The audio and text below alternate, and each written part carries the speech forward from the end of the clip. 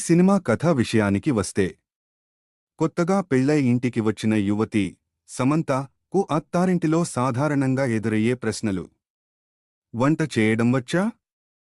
పాడటం వచ్చా? పూజలు పునస్కారాలు చేయడం వచ్చా? లాంటి ఎదురవుతాయి.